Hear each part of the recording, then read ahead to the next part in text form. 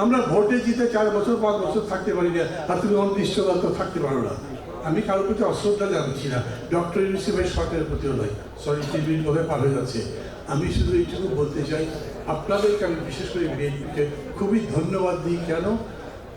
খুব সবগুলো কমিটমেন্ট করেন কি কি করবে, আর হিসাব করেন যাতে ক্ষমতায় তো আপনারাই যাবেন, মনে হচ্ছে ভোটার কে জিতবে।